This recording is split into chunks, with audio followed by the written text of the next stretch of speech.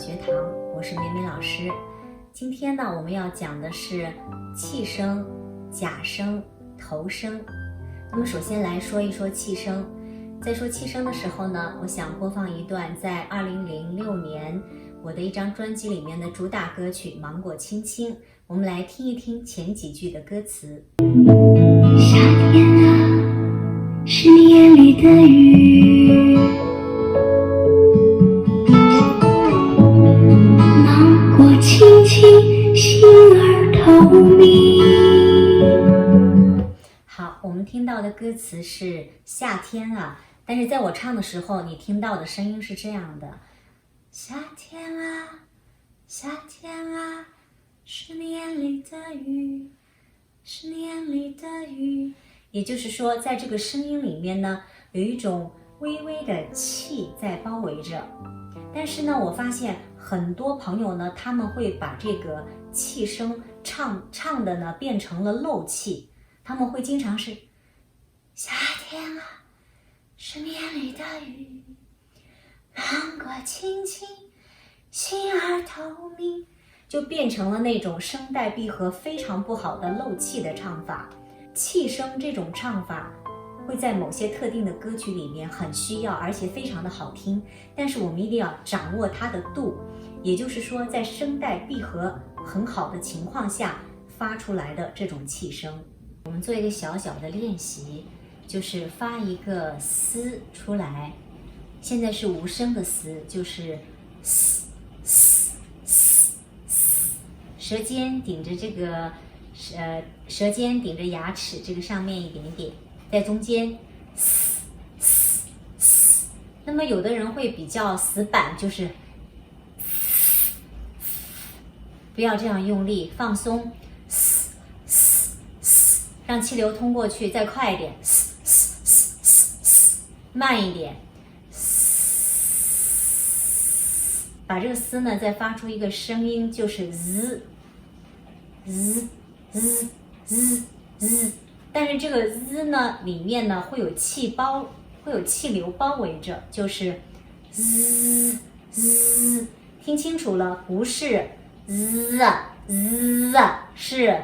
滋滋滋滋滋，听到了吗？就是说在这个声音里面呢，它是有一个气流在走的。那我们可以来一个这样的音阶练习，就是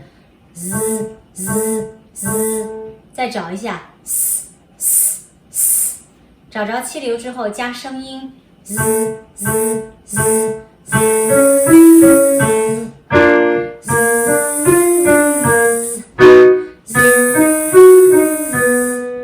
在唱这个的时候，千万要注意气流和声音的比例，气流要大，声音的比例要小。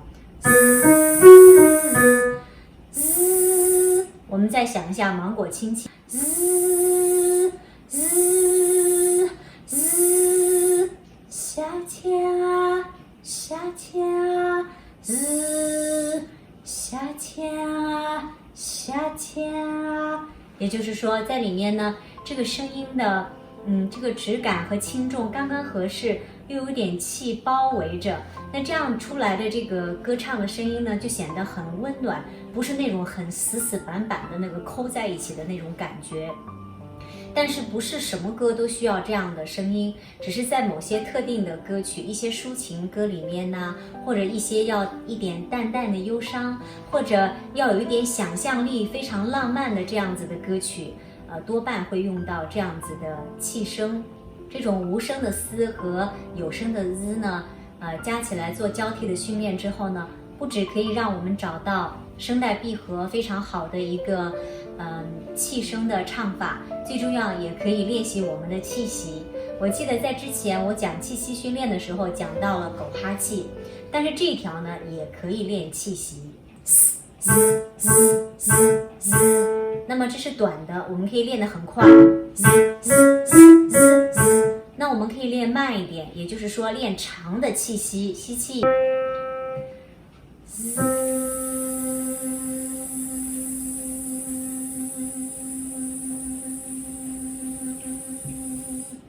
也就是说说你尽可能的可以拖长它，练一个慢的气息，这也是练气的一种方式。所以这条训练蛮有趣的，可以说是一箭双雕。好，接下来呢，我们再说一说假声。在很多歌曲里面呢，我们也会听到假声的声音，但是呢，实际上在生活当中，我会经常问很多来学唱歌的朋友，我说你知道什么是假声吗？他说不知道，但是有一点我是知道的，什么呢？就是当有一些歌我唱不上去了，我就可以声音轻一点、小一点，然后微微的提起来一点点，就可以唱上去了。比如说许茹芸的《如果云知道》，如果云知道，想你的夜漫漫，想你的夜漫漫，我就这样轻轻的唱，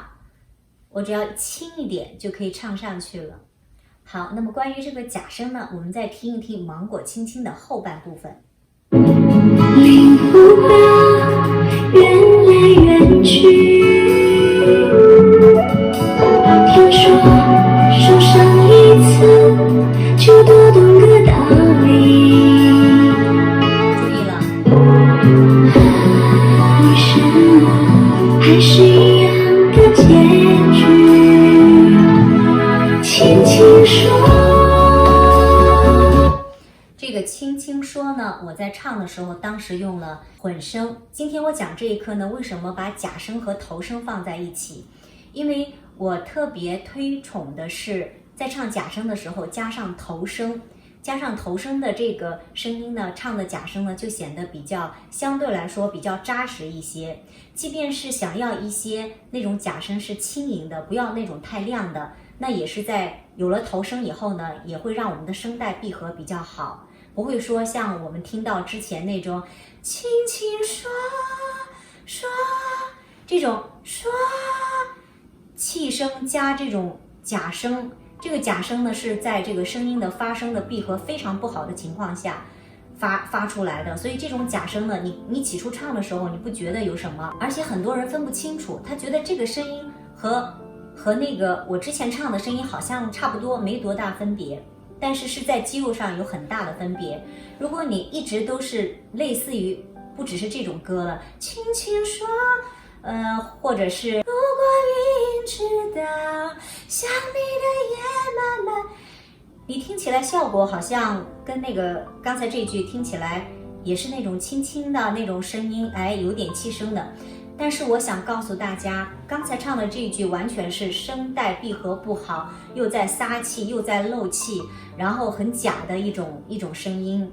那么许茹芸唱这一句的时候，她是如果云知道，想你的夜漫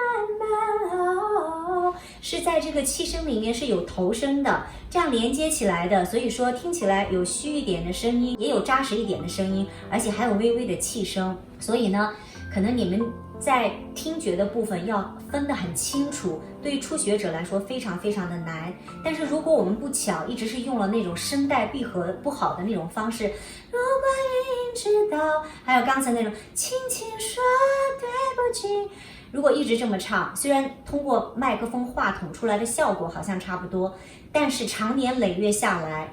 你的声带闭合将会非常的糟糕。我们在练习唱那种很扎实的高音的时候，你跟这个头腔的连接就会很难，非常非常的难。所以这样的声音呢，我们都建议呢，它一定要练头声。所以在这里呢，我把气声和假声先放在前面说，那也就是说告诉大家有气声这种唱歌的现象，也有假声这种现象，但是这两个一定要放在不要漏气、声带闭合好的情况下。那么紧接着呢，也就是说想唱出这两个声音最完美的，要有一个最后的东西拖着，就是头声。那么头声我们之前讲过这个哼鸣，用哼鸣的点去找这个头声。那么在圣诞节的那天呢，我接到了一个朋友的 email， 他呢问了我一些问题，同时呢也发了一首歌给我，我觉得跟我今天讲的这个内容是有关联的，所以我给大家读一下。我们先挑几个和今天有关的内容。他的第一个问题是，我的高音还是单薄极卡，中音与高音的音色不统一，高音问题该如何突破训练？然后他又说第四个问题是，我的高音生理机能较弱，不太能唱高音，但又羡慕那些高音的演唱者，自己又想突破，需要努力去训练突破呢？还是回头选一些适合自己演唱的歌曲？那我相信他的这个问题呢是非常普遍，而且也是我曾经在练高音的时候发生的一个问题。那以前呢，我的老师教我的时候呢，都是从低音开始练习，然后通过低音一点一点往上唱。我相信好多老师也是这样教的，就是一个音阶一个音阶慢慢往上。但是呢，我觉得这是其中的一个方式。我用这样的方法练了蛮多年的，也和这位朋友一样，一直都没有突破。那后来呢，我就把它换了一种方式，我从高音开始练。怎么练呢？我就用哼鸣的办法，先找一个高音的点。但是呢，当时那个高音是非常非常的小，严格的说，它不是一个对的声音。但是呢，我就是靠这个起点来从高音往下练的。比如说，我们找一个这个音，先哼鸣。那么起初的时候呢，我记得那时候我刚开始练的时候，我的哼鸣呢都没有这么大，好像就是这样的，是还有点声带闭合不好的那种感觉。我不晓得在视频看这个视频的朋友，您是不是跟我有那个时候有同样的问题？我就是记得当初我练的时候是这样的。然后呢，我就想通过这个找到这个点之后呢，我就唱一，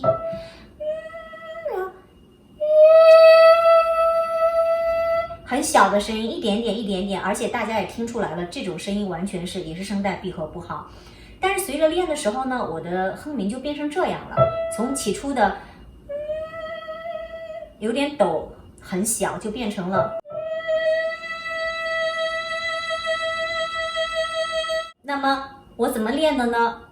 没有办法呀。我是怎么练出来的呢？就是不断的练习，就是在刚才那个的基础上不断的想，然后先从低音找。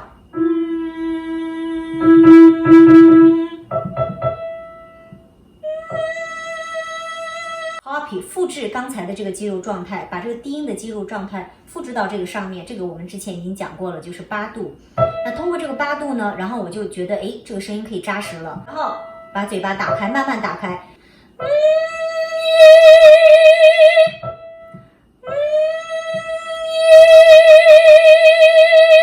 就是这样，慢慢的，这个声音就越来越大，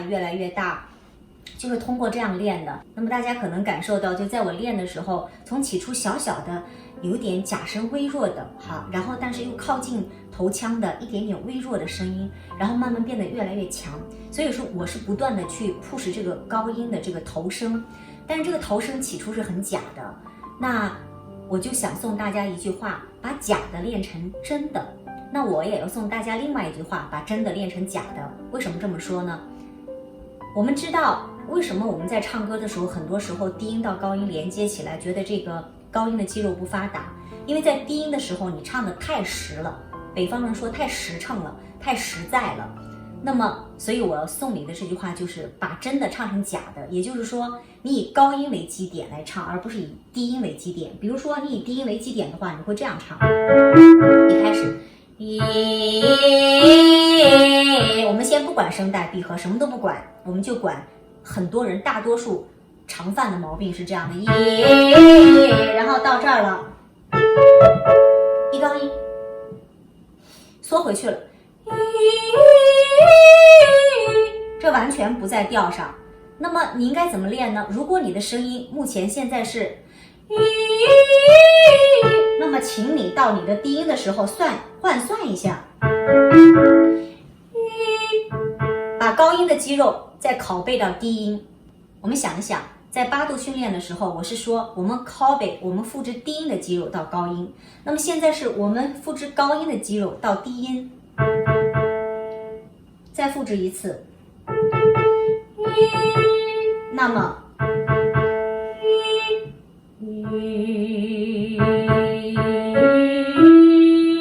而不是一想到低音无所谓嘛，反正我都能唱上去，就拼命的放大声音唱，吼着唱，然后一到高音呢，又自动的缩。实际上，原本我们低音的时候，声音就是比较扎实、比较粗的。随着音区越来越高，我们的声音会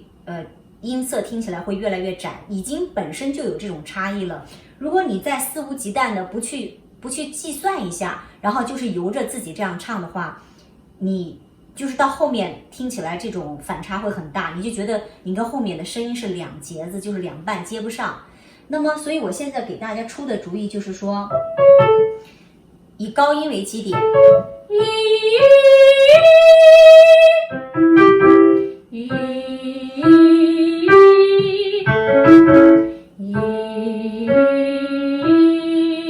这种感觉来唱。那么这样的话呢，你的声音就会连起来。那么又发生另外一个问题，你就会说了，哎呀，我虽然连起来了，但是这个声音不好听啊，不是我想要的。你看那个歌星某某某，他唱的声音是那样的，而我的声音是这样的，怎么可以呢？那我就要告诉你了，人家的结果是已经开始跑步了，而你现在是幼稚园的水平，你现在正在学走路，怎么可以跟人家跑来比呢？所以我的建议是，请你耐心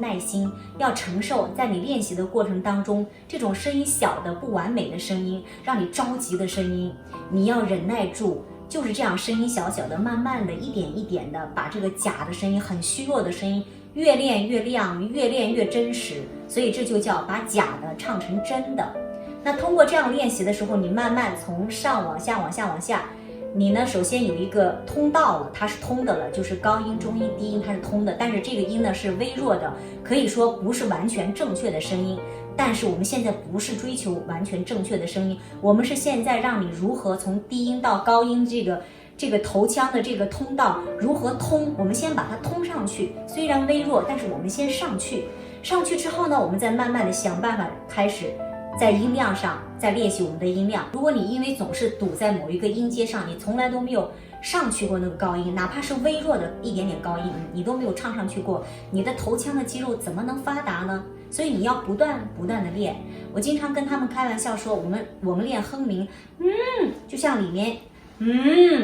面看不见的一个电钻哈，这个话粗鲁一点，但是是真实的，就是不断的往上钻呐钻呐。那么钻到头顶上的时候，你那个头腔的位置呢，可能起初呢，起初可能连这支笔都没有，可能起初呢就是一根，这么说吧，一根针，你就是一根针的那个空间顶上去，所以你的声音又细又纤细又很奇怪。那么随着你慢慢唱的时候，可能你的那根针就变成一支笔了，就宽一点了。那么再练一练，它就会通道越来越大，你的声音音量自然就大了。所以我们很多朋友呢，他的练的那个大的声音呢，是通过用力挤出来的那种很有 power 很有力量的声音，那种声音不是我们要的，也不是我们追求的。那种我们的正确的音量是怎么样的？就是你今天就是用这么一点力量唱的 ，OK， 你的声音只出来了30%，就这些音量，那么这就是你今天教的功课。随着你每天练，你过了1个月，你还是就是这样放松练的，但是你发现，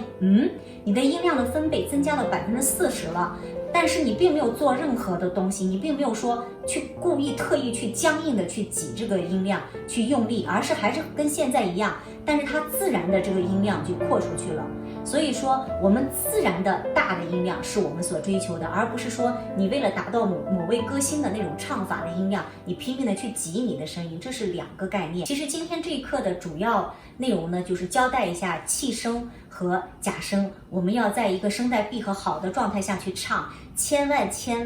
不要在声带闭合不好的状态下，你现在可能10几岁、20几岁你还能唱得动，到30多岁以后呢，你真的就唱不了了。你发现你20几岁能唱的歌，用这样的方法都可以，而且还唱得很不错。但是到30多岁的时候，你的声音就带不起来了，而且你会越来越觉得很累，唱不动。在这10几年的教课当中呢，对这一点我认识的特别的清醒，而且也非常疼惜每一位的这种声音，因为这样子的方式而被毁坏了。这个声带闭合不好的时候，你锻炼的时候好难呀。每一次你练习的时候，你明明做对了，但是那个声音出来并不是你想要的，你就会觉得怀疑，坚持不下去。其实你做的是对的，但是因为你的声带闭合不好，长时间了以后，你的肌肉需要恢复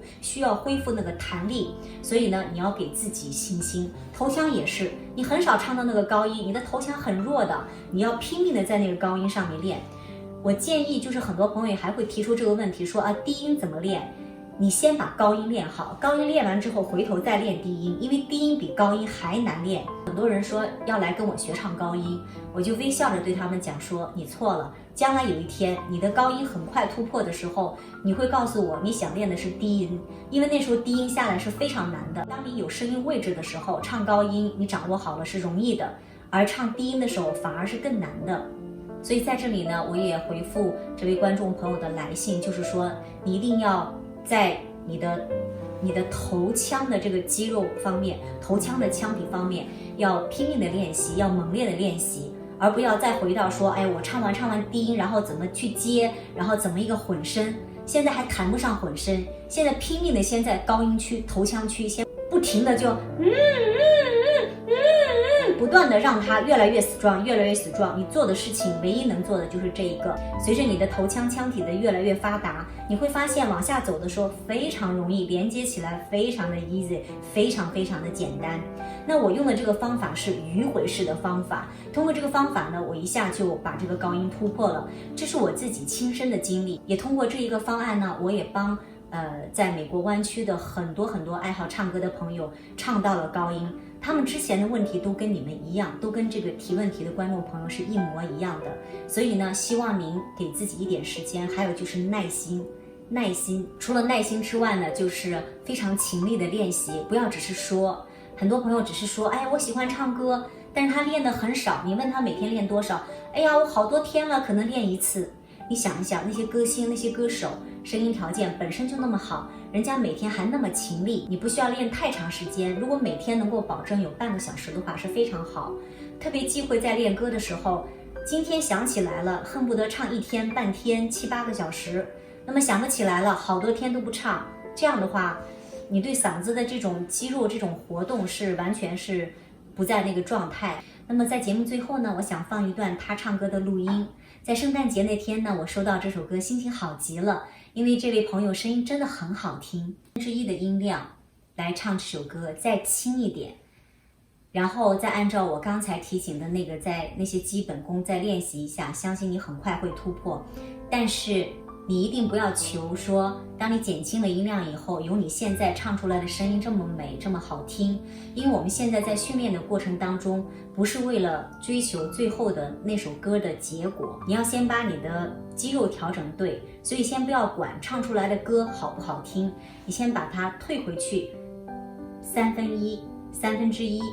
然后试一试。你按照我这个方法再试一试，给你自己一点时间，不多。如果能够按照我刚才讲的那个方式不断的去练这个头声的话，1个月的时间。不要总想着从下往上唱，是你先就包括唱这首歌的时候，下次你再唱这首歌的时候，你先找这首歌的最高音在哪，然后去用轻声小声的哼鸣这首歌的最高音的地方。哼鸣了之后不算，还要打嘟，然后打完嘟之后呢，唇颤音之后呢，继续哼鸣，哼鸣之后呢，在这个位置上了这么小，然后把它换音，然后不断的啊，就是唱一呀、啊呀、呜啊，每个字都换一换。你看你哪个字唱得好，是开口音唱得好呢，还是闭口音唱得好？不断的检查自己，然后再回到哼鸣，再回到呜，再回到唇颤音，不断的去 push 你这个高音。然后以这个高音练的差不多了，就感觉为基点之后往下，那么你就要调整一下你的一开始的这个音和这个高音的关系是什么关系。所以你所有的音量都要缩小一些，而且要再轻盈一点，再虚一点点。这样的话呢，你就会在你目前的这个肌肉的状态当中，可以比较 smooth 的，非常柔顺的平和的唱完这首歌。但是呢，我要告诉你，这不是这首歌最后的要求。随着你的肌肉越来越发达的时候，你可以做到就像你现在这样，低音我就是这样的音量，然后也可以很顺的唱到这个高音。但是目前的话不行，因为你的头腔肌肉没有那么发达，没有办法头腔和你的胸腔连接起来，它是断层的，声带闭合也不好，这个地方听到你的声音也容易下面这个地方用力。在我前面视频的那几节课呢，您一定不是说只是看一看就完了，经常看，不断的看的时候，你会有新的领会，然后要跟着练习。练习的时候呢，你就要问自己做对了吗？要检查自己对不对。要完全很对很对，才能够在歌曲里面唱出你所要的效果。好，今天这一课呢，先到这里。如果您喜欢我们的节目，请别忘了帮我们点赞，按一个订阅，然后打开右下角的小铃铛，这样呢，我们的新节目出来呢，您就可以收到了。我们下次再见喽，拜拜。